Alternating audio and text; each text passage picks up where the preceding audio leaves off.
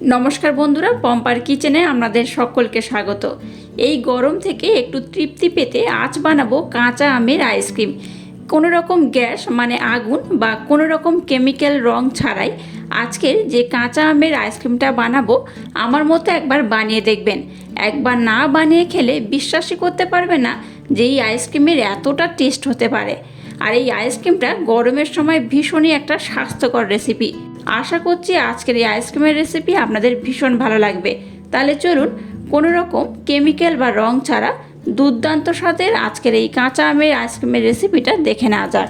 আজকে কোনো রকম ঝামেলা বা আগুনের প্রয়োজন ছাড়া দুটো আমি কাঁচা আম নিয়েছি, যে দুটো কাঁচা আম দিয়ে কিন্তু আইসক্রিমটা বানাবো। আজকের এই আইসক্রিমটা বানানোর জন্য কিন্তু আমি কোনো রকম গ্যাস মানে উনুন বা আগুনের ব্যবহার করব না। জাস্ট কাঁচা আম দিয়েই কিন্তু আমি আজকের এই কাঁচা আমের আইসক্রিমটা বানাবো। দুর্দান্ত খেতে হয়, একবার না বানালে আপনারা বিশ্বাসই করতে পারবেন না। তো প্রথমে কাঁচা আম দুটোকে আমি খুব ভালোভাবে কেটে ছোট ছোট করে টুকরো করে নেব। আপনারা যে যতটা আইসক্রিম বানাবেন তার উপর ডিপেন্ড করেই কিন্তু এই আমটাকে ব্যবহার করবেন। প্রথমে আমের খোসাটাকে আমি খুব ভালোভাবে ছাড়িয়ে নেব। দেখুন, দুটো আমের খোসা আমি খুব ভালোভাবে ছাড়িয়ে নিয়েছি। এবার এই আমটাকে আমি এইভাবে কেটে নেব। আমের কিন্তু আঁটি হয়নি, মানে আঁটিটা শক্ত হয়নি, আঁটি হয়েছে আর আঁটিটা কিন্তু শক্ত হয়নি। এইরকম আঁটি হলে কিন্তু এই যে কাঁচা আমের আইসক্রিমটা বানাবো খুব সুন্দর হবে। একদম ছোট্ট আমের এই আইসক্রিম কিন্তু খেতে দারুণ লাগে। আর এই ছোট্ট ছোট্ট আম হলে কি হয়, আইসক্রিমের স্মেলটা কিন্তু খুব সুন্দর হয়। এবার এই আমটাকে আমি টুকরো টুকরো করে কেটে নেব। একটু ছোট ছোট করে টুকরো করে কাটবো, খুব বড় রাখবো না। যেহেতু আমটাকে আমি সিদ্ধ করব না, আমি কাঁচা অবস্থা আইসক্রিম বানাবো, তাই আমটাকে কিন্তু এইরকম ছোট ছোট টুকরো করে আমি কেটে নেব। এইরকম ছোট ছোট টুকরো করে কাটবো। আপনারা চাইলে কিন্তু আমটাকে গ্রেট করতে পারেন, তবে দরকার নেই। আমটাকে এইভাবে টুকরো টুকরো করে কেটে নিলেও হবে। এবার দেখুন, একটা মিক্সির জার আমি নিয়ে নিয়েছি।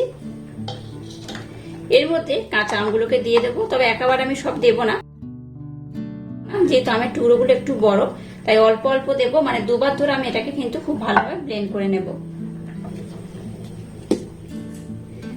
দেখুন, আমটাকে আমি খুব ভালোভাবে ব্লেন্ড করে নিয়েছি, আর দেখতেই পাচ্ছেন কতটা সুন্দর হয়েছে। এর মধ্যে আমি দিয়ে দিলাম। এবার বাকি আমগুলোকেও একইভাবে আমি ব্লেন্ড করে নেব। অবশিষ্ট আমটাকেও দেখুন আমি খুব ভালোভাবে ব্লেন্ড করে নিয়েছি। এবার দেখুন, মিক্সির জারটা ধুয়ে এর মধ্যে আমি জল দিয়ে দেবো।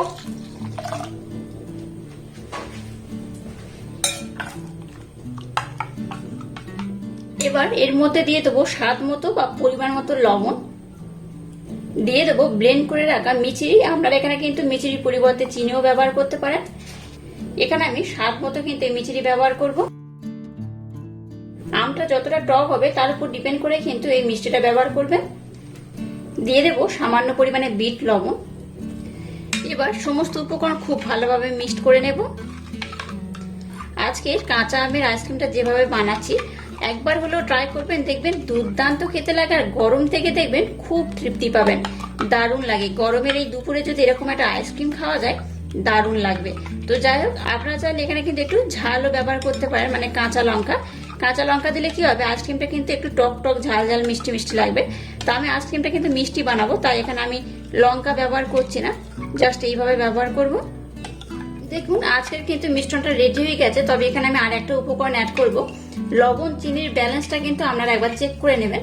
আর জল কিন্তু খুব বেশি ব্যবহার করবেন না, তাহলে কিন্তু এখানে কাঁচা আমের যে ফ্লেভারটা সেটা কিন্তু পাবেন না। তো জল দেখেছেন আমি একদম অল্প পরিমাণে ব্যবহার করেছি, আর কতটা ঘন হয়েছে দেখুন। এই দেখুন, মিশ্রণটা কিন্তু এইরকমই ঘন হবে।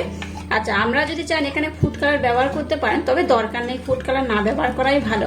তো আমি এখানে কিন্তু কোনো রকম ফুড কালার ব্যবহার করব না। এবার এখানে আমি দিয়ে দেবো ডালিম। ডালিমটা দিলে কিন্তু কাঁচা আমের সাথে ডালিমের ফ্লেভারটা দারুণ লাগবে, তাই এখানে অল্প করে ডালিম দিয়ে দিলাম।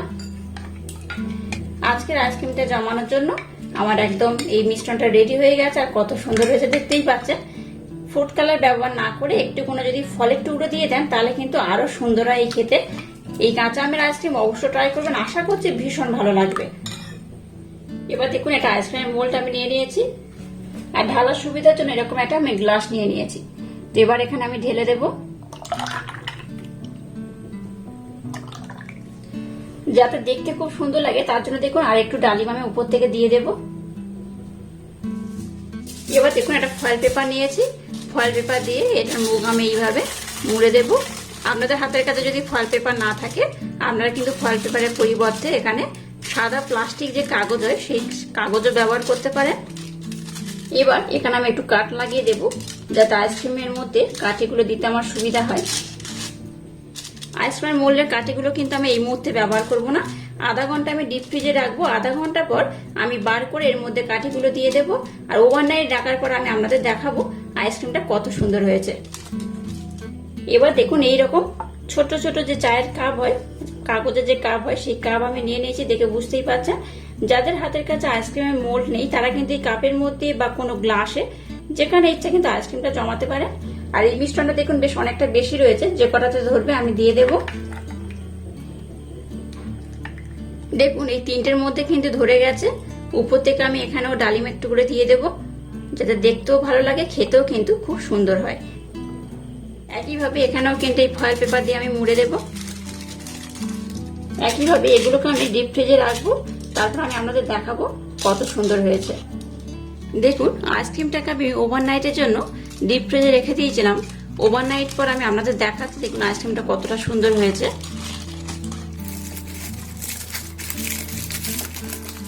এই দেখুন খুব ভালোভাবে কিন্তু জমে গেছে, দেখে বুঝতেই পারছেন একদম টাইট হয়ে জমে গেছে। যা এবার এটাকে কিন্তু নর্মাল টানাটানি করে তুলতে যাবে না, তাহলে কিন্তু এটা ভেঙে যেতে পারে। এটাকে প্রথমে এই পোর্শনে জলের মধ্যে একটু ডুবিয়ে রাখবেন, দেখবেন খুব সহজে কিন্তু এটা মোল থেকে ছেড়ে বার হয়ে আসবে। এটাকে আমি 1 সেকেন্ডের জন্য জলের মধ্যে রেখে দিয়েছিলাম, দেখুন এটা কত সুন্দর উঠে আসছে। এই দেখুন আর কত অপূর্ব দেখতে হয়েছে দেখুন। এই দেখুন প্রত্যেকটা কিন্তু মোল থেকে খুব সহজে আর খুব সুন্দরভাবে উঠে আসবে। এই দেখুন দেখলেন তো কত সুন্দরভাবে আইসক্রিম গুলো বানানো হয়ে গেছে। এই দেখুন প্রত্যেকটা আইসক্রিম কিন্তু খুব সুন্দর হয়েছে, দেখেই কিন্তু খেতে ইচ্ছা করবে। আর এখানে যেহেতু আমি ফ্রুট ব্যবহার করেছিলাম, কাঁচা আমের সাথে আমি ডালিম ব্যবহার করেছিলাম, তার জন্য কিন্তু দেখতে খুবই সুন্দর হয়েছে। বাচ্চা থেকে বড় সবাই কিন্তু ভীষণ পছন্দ করবে আর ভীষণ মজা করে খাবে। এইভাবে কোনো রকম কেমিক্যাল ছাড়া বা আগুনের প্রয়োজন ছাড়া ঝটপট এই আমের আইসক্রিমটা অবশ্যই একবার ট্রাই করবেন। আর আমাকে কিন্তু কমেন্ট করতে ভুলবেন না আজকের এই আইসক্রিমের রেসিপিটা আপনাদের কেমন লাগলো। আর আজকের এই ইউনিক স্টাইলে কাঁচা আমের আইসক্রিমের রেসিপি যদি ভালো লাগে তাহলে চ্যানেলটাকে লাইক, শেয়ার, কমেন্ট এবং সাবস্ক্রাইব করবেন, আর পাশে থাকা বেল আইকনটা প্রেস করে দেবেন। তাহলে টাটা, আবার দেখা হচ্ছে নতুন কোনো রেসিপি নিয়ে।